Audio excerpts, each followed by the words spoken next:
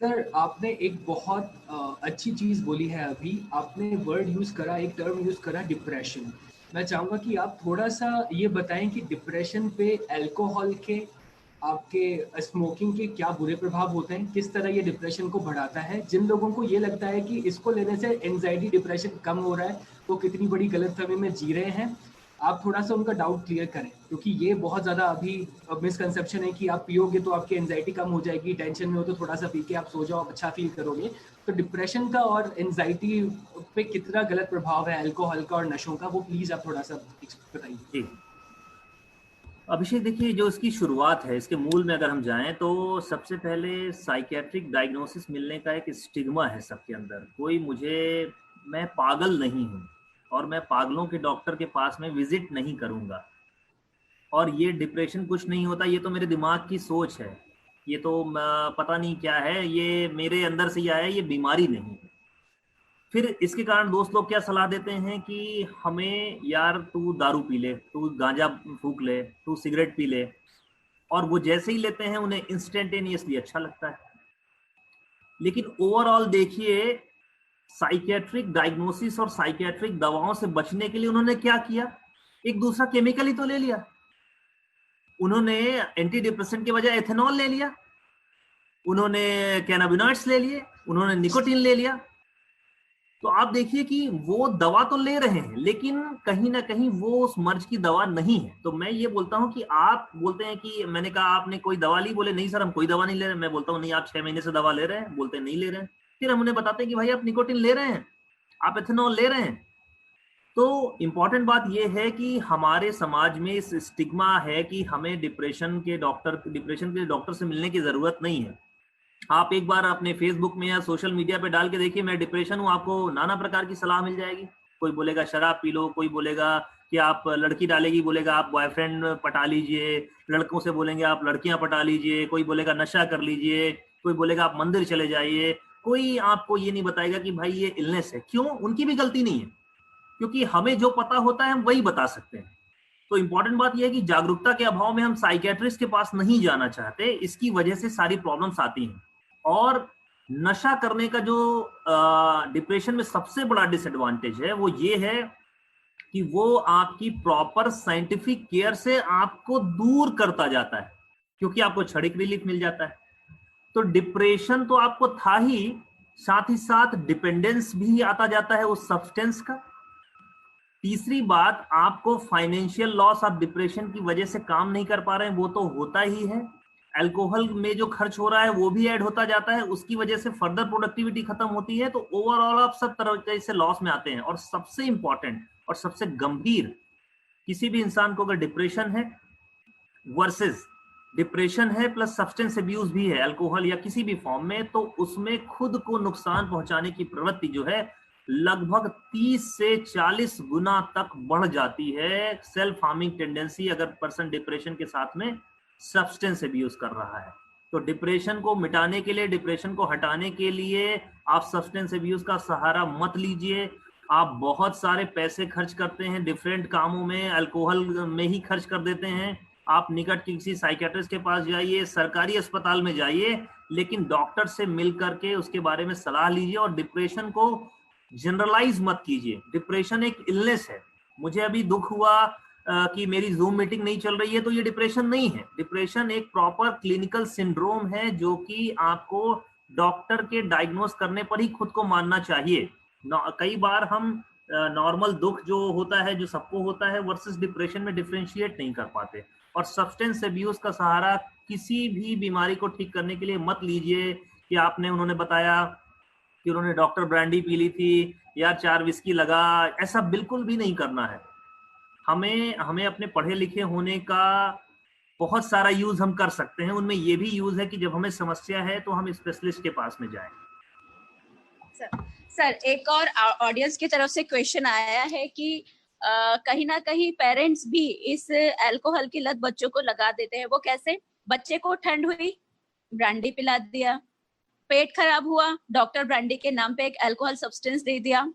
और एक और जो हमारे व्यूअर्स हैं नीतू, उन्होंने डाला है कि बच्चे को यदि सर्दी हो रही है और ठंड लग रही है तो ब्रांडी या फिर अल्कोहल पिला दो, उसकी सर्दी दूर हो जाएगी। तो ये कहीं ना कहीं हम उस चीज को एडिक्शन की तरफ नहीं लेके जाता है।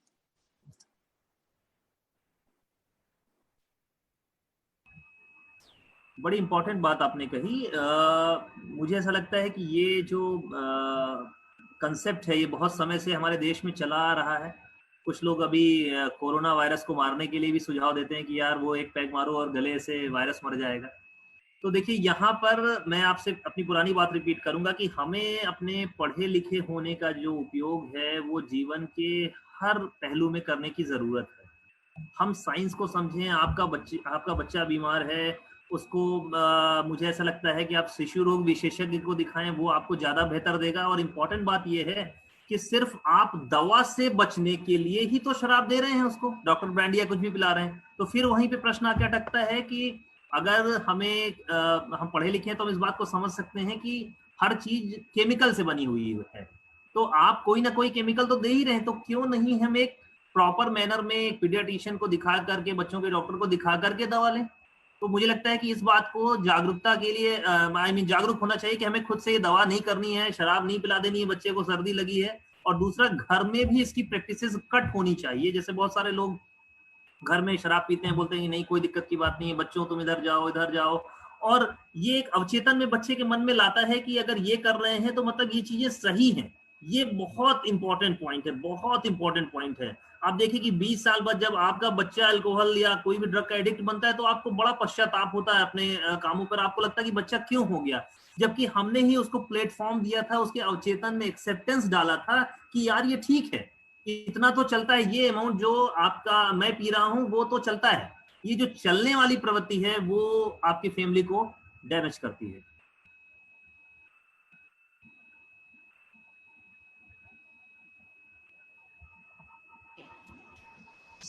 सर इसके अलावा जैसे अल्कोहल के बारे में बात की जाती है, फ्रेंड सर्कल, और फ्रेंड सर्कल में जैसे आपने बोला कि आजकल जेंडर डिस्क्रिमिनेशन तो रहा नहीं है, मेल हो चाहे फीमेल हो सभी अल्कोहल लेते ही है या उसको मानते हैं कि भाई लेना है मतलब लेना है।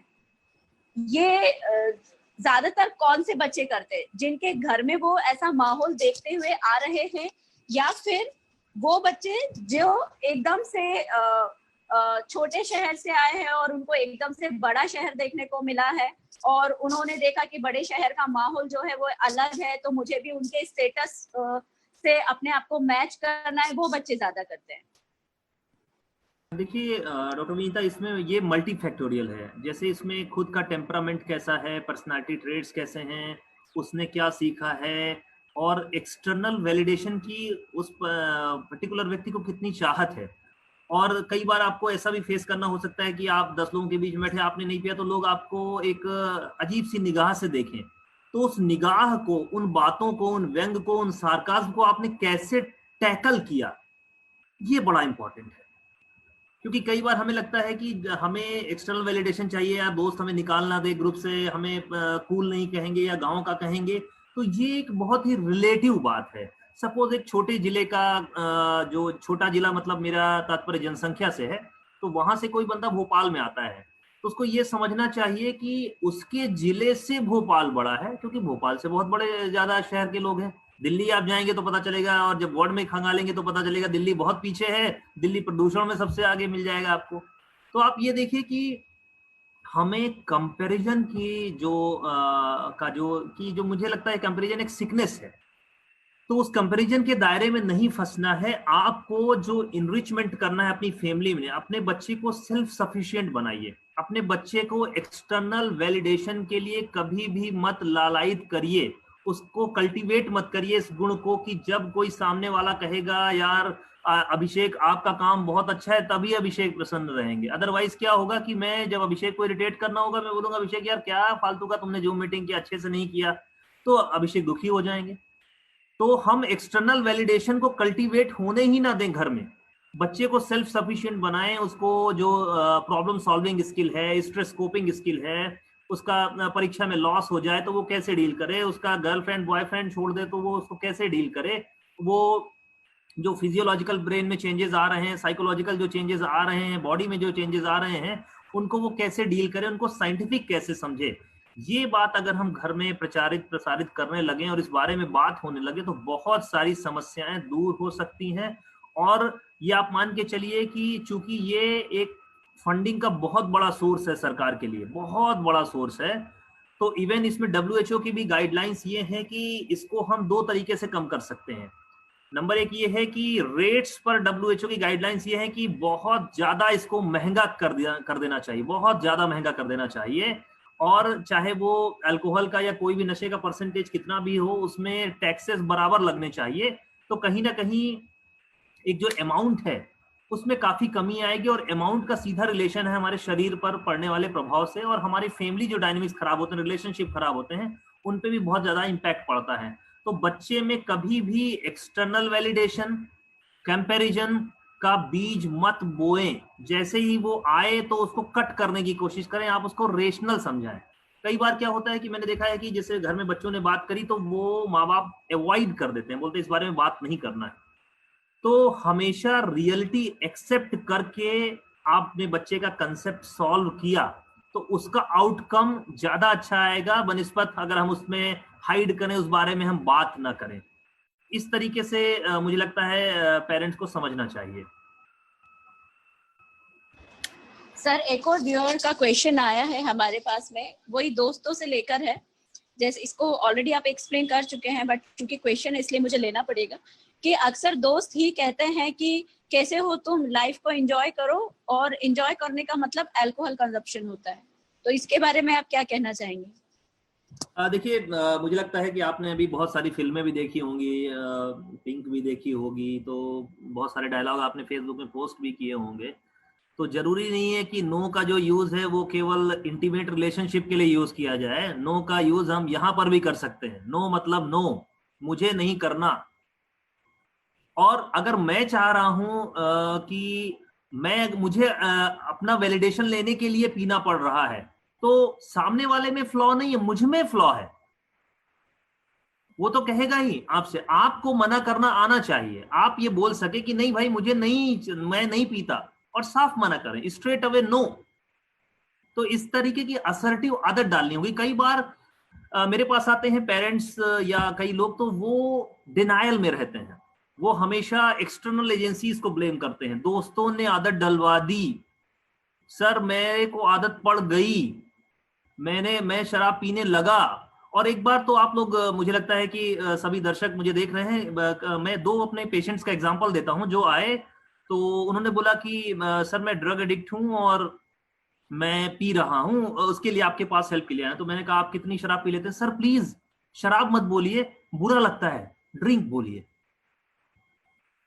सर गांजा मत बोलिए, बुरा लगता है, वो आप बोलिए कि मैं माल फूकता हूं चल जाएगा, बट गांजा मत बोलिए। तो आप ये देखिए कि हम कितने अंदर से खोखले हैं। हमारा जो इंटरनल मेकअप है वो मुझे लगता है उस पर बिल्कुल काम नहीं किया जा रहा है। तो सब कुछ डिपेंडेंट, आई मीन हमने एक्सटर्नल एजेंसीज पे डाल दिया है कि दोस्तों ने डलवा दी आदत, उसने आदत डलवा दी, वो कर दिया, मुझे दुख हो रहा था तो मैंने पी लिया। तो मुझे ऐसा लगता है कि आप एक बड़ा, मुझे लगता है इसको मैं नैतिकता से जोड़ करके एक यहाँ पे टिप देना चाहूंगा। अगर दुख आने पर, अगर दूसरों से वैलिडेशन लेने पर, दूसरों के कूल कहने के लिए आप अगर अपने माँ बाप, भाई बहन, बच्चे को भी सब्सटेंस लेने के लिए ओके कर सकते हैं, तब ही केवल खुद के लिए ओके कीजिए। क्योंकि आप उसमें दोहरी मानसिकता नहीं रख सकते। आप अगर अपने परिचितों को, अपने नियर एंड डियर को बोलेंगे कि नहीं करना है, तो सेम फंडा अपने लिए भी अपनाना है। एक सर, एक बहुत बढ़िया चीज आपने यहाँ पर बताई कि पेरेंट्स का इन्फ्लुएंस बहुत ज्यादा होता है। तो हम लोग स्टार्टिंग से क्या करते हैं, सारे डिसीजंस बच्चों के लिए पेरेंट्स खुद ही ले लेते हैं। खाने में क्या खाएगा, करियर कौन सा चूज करेगा, स्ट्रीम कौन सी लेगा, परसेंटेज कितना चाहिए, कॉलेज में किस में जाएगा। तो जब आप सारा का सारा डिसीजन खुद ही ले लेते हैं तो इन दैट केस बच्चे को डिसीजन मेकिंग स्किल्स डेवलप नहीं होती, सही गलत का फैसला समझ में नहीं आता। जब सही क्या है गलत क्या है वो समझ में नहीं आता है, तो ज़्यादातर प्रोबेबिलिटी होती है कि वो गलत की तरफ बढ़ेगा, सही की तरफ उतना नहीं बढ़ेगा। तो पेरेंट्स जो बच्चों के लिए डिसीजन बचपन से लेना स्टार्ट कर देते हैं, बच्चों को डिसीजन लेने का मौका नहीं देते, उनके लिए आप क्या कहना चाहेंगे सर? 2016 या 17 में, मुझे अभी ठीक से याद नहीं आ रहा है, जब ड्रग्स की और एडिक्शन की बात चली थी, तो WHO ने अपनी थीम रखी थी टॉक टॉक एंड टॉक। तो हम क्या करते हैं, यूजुअली बच्चों से हमारे यहाँ संवाद अच्छा नहीं होता। हम बच्चों को शुरू से ही डिसीजंस में या कोई भी बात में, डिस्कशन में शामिल नहीं करते, हम डिक्टेट करते हैं, ऐसा करना है, ऐसा हो जाना चाहिए। मुझे ऐसा लगता है कि हम बच्चे की क्षमताओं को असेस करें, उसके हिसाब से उसको डिसीजन में शामिल करें, क्योंकि कई बार बच्चों का IQ लेवल अलग अलग होता है, उनके थॉट प्रोसेस अलग हो सकती है, वो हो सकता है कुछ दूसरा सोच रहे हैं।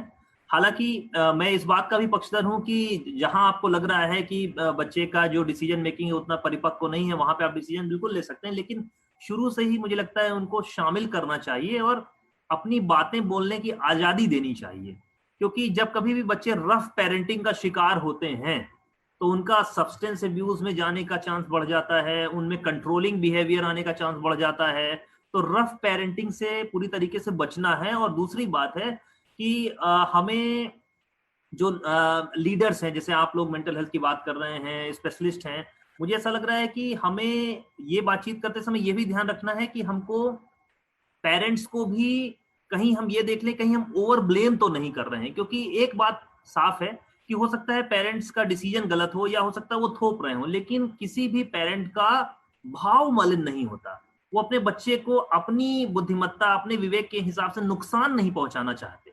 और कई बार क्या होता है कि जब हम बाहर से फ्रेम से देखते हैं तो ऐसा लगता है कि वो बच्चे पर दबाव डाल रहे हैं, लेकिन कई बार, कई केसेस में ऐसा भी होता है कि बच्चा वाकई में डिसीजन मेकिंग में काफी पुअर होता है, तो वहां पर भी उनको बिल्कुल डिसीजन में हस्तक्षेप तो करना चाहिए। क्योंकि कई बार हम पेरेंट्स को भी ब्लेम कर देते हैं और ऐसी बातों से कई बार बच्चे भी ओवर कहीं ना कहीं एग्रेसिव हो जाते हैं और छूट मांगने लगते हैं। और स्वतंत्रता और स्वच्छंदता में अंतर है, मुझे ऐसा लगता है। तो पेरेंटिंग आप करें, अनुशासित पेरेंटिंग करें और बच्चे को डिसीजन में शामिल करें, उसके प्रोज एंड कॉन्स बताएं और उसका ओपिनियन जरूर जानते हुए फिर आप उसको गाइड कर सकते हैं। आपको लग रहा है कि नहीं, ये सामाजिक रूप से, शारीरिक रूप से या कैसे भी डिसीजन उसका गड़बड़ है, तो फिर आप अपनी रेशनैलिटी बताइए, उसके अंदर वो भाव, वो कंसेप्ट उसको समझ में आना चाहिए। तो हमें बीइंग अ लीडर, हमें ये क्रिएट करना है समाज में माहौल की पेरेंट और बच्चे के बीच में अच्छा कम्युनिकेशन हो। वो मुझे लगता है सबसे बड़ी शील्ड का काम कर सकता है सब्सटेंस अब्यूज में। कई बार मैंने देखा है, इवन ये हमें पिछले टॉपिक में बात करनी थी, लेकिन कई बार मैंने देखा है कि पेरेंट्स बच्चों से भी नशे का भी सामान मंगाते हैं, बोलते हैं सिगरेट ले आओ, शराब ले आओ। तो ये भी मुझे लगता है डिस्करेज करना चाहिए पेरेंट्स को। काफी सारे जो व्यूअर्स हैं उसमें से कुछ स्कूल्स के ऑनर भी हमारे साथ में जुड़े हुए हैं। उनके लिए आपका क्या मैसेज रहेगा कि स्कूल में क्या पाबंदियां रखनी चाहिए ताकि बच्चे इस तरफ ना जाए, या फिर इसे एक सब्जेक्ट के तौर पर एजुकेशन में शामिल करना चाहिए? डॉक्टर विनीता, आपने बहुत वाजिब प्रश्न पूछा और आप मेरी इस मुहिम में शुरू से हिस्सा रही हैं कि मैं ऐसा मानता हूं कि ये चूंकि मेंटल हेल्थ से जुड़ा हुआ मुद्दा है, तो मेंटल हेल्थ को स्कूल के करिकुलम में होना चाहिए, बिल्कुल होना चाहिए। क्योंकि मुझे ऐसा लगता है जो साइक है, जो हमारा पर्सोना है, जो हमारा व्यक्तित्व है, वो बड़ा इंपॉर्टेंट डिटर्मिनेंट फैक्टर है जिससे हम बच सकते हैं नशे से और उसमें हम नहीं इंगेज हों। तो बच्चों की प्रॉब्लम सॉल्विंग स्किल पे, स्ट्रेस मैनेजमेंट पर योग, प्राणायाम, लाइफ स्टाइल है, रिलेशनशिप हम कैसे रखें, कहाँ पे क्या एक्सपेक्ट करें, रियलिस्टिक एक्सपेक्टेशन रखें, जो शारीरिक परिवर्तन आ रहे हैं उनको कैसे डील करें, इन सब को लेकर के शुरू से ही ध्यान देना चाहिए। लेकिन हमारे स्कूल में प्रॉब्लम ये है कि मेंटल हेल्थ को अगर हमने बात करी तो कोई क्या बोलेगा, वो आप असेंबली में 1 घंटे का चुटकुला सुनाने का, कविता सुनाने का, निबंध सुनाने का काम चालू कर देंगे। तो जैसे ही हम ये सारी बातें साइंस से हट जाते हैं, नैतिक शिक्षा का काम नहीं है, मेंटल हेल्थ साइंस है, उसको साइंस में ही इंक्लूड होना चाहिए। और मुझे ऐसा लगता है 7वीं 8वीं क्लास के बच्चों को नशे के दुष्प्रभावों संबंधी चैप्टर्स को इंक्लूड करना चाहिए, इंक्लूड करना चाहिए। अगर हम बच्चे को सब कुछ सिखा सकते हैं और हम ये मानते हैं हमारी जो हमारी व्यवस्था है उसके हिसाब से, अगर 21-22 साल का बच्चा, 18 साल का बच्चा डॉक्टर बन सकता है, कलेक्टर बन सकता है, तो 15-16 साल 14 साल के बच्चे को नशे के दुष्प्रभावों के बारे में बताने में मुझे नहीं लगता कि कुछ परहेज करना चाहिए। ये भी साइंटिफिक तरीके से बताया जाना चाहिए। अगर हम कुछ बच्चों को भी इससे बचा पाए, एक बच्चे को भी बचा पाए, उसके परिवार की दिशा नहीं बदल पाई नशे के कारण, तो कितनी बड़ी बात होगी कि अगर हमने पाठ्यक्रम में इसको इंक्लूड कर दिया। दूसरा, अवेलेबिलिटी को भी स्कूल के आसपास बहुत ज्यादा ध्यान देना चाहिए। मुझे ऐसा लगता है कि जो मेरा ये पर्सनल ओपिनियन है, जैसे हम आईटी पार्क की कल्पना करते हैं, ट्रांसपोर्ट नगर की कल्पना होती है, मुझे ऐसा लगता है कि नशे को लेकर के शहर से एक निश्चित दूरी पर, अच्छा खासा दूर हो, वहां पर ही सब कुछ मिलना चाहिए। अगर हो भी तो, चाहे वो शराब हो या गुटखा हो या सिगरेट हो, एक ही जगह मिले। सपोज मेरा स्कूल है, मेरे सामने सिगरेट की दुकान है, तो अवेलेबिलिटी है, वो मेरे अंदर साइकोलॉजिकल प्रॉब्लम्स हैं, मेरे अंदर डेफिसिट्स हैं, मेरे अंदर एंजाइटी है, दोस्त पी रहे हैं वहां पर खड़े हुए, तो कहीं ना कहीं वो मुझे आकर्षित कर सकते हैं, क्योंकि मुझ में भी वो प्रॉब्लम्स हैं, मैंने जाकर के पी लिया। अगर अवेलेबिलिटी सोचिए, यहाँ से 30 किलोमीटर दूर मुझे सिगरेट लेने जाना होगा, तो शायद मैं नहीं जाऊंगा, शायद मेरे दोस्त भी नहीं जाएंगे, क्योंकि जो उनको जेब खर्च मिला है वो उतना सफिशिएंट नहीं होगा कि वहां पे जाएं और सिगरेट पिएं और स्कूल के टाइमिंग में फिर से वो आ जाएं, नहीं होगा।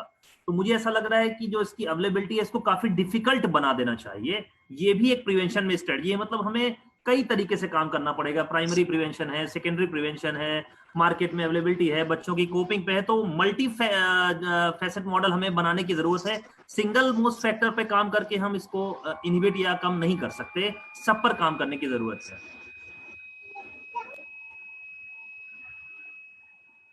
सर, एक हमारे व्यूअर्स का क्वेश्चन है, जो कि खुद भी एक बहुत बड़े इंस्टीट्यूशन के ऑनर भी हैं। सर, द क्वेश्चन इज, जब हम when we are telling parents about the bad habits of child, then they start blaming us only rather than trying to solve the problem. देखिए, ये मुझे लगता है कि मैंने आपको बताया कि डिनायल में हमेशा जो एक डिनायल फेज होता है, इसमें पेशेंट या पेरेंट या कुछ एक्सेप्ट नहीं करना चाहते। मैंने कई बार देखा है, और बड़ी इरेशनल थिंकिंग सी डेवलप हो जाती है। मेरे पास बहुत सारे लोग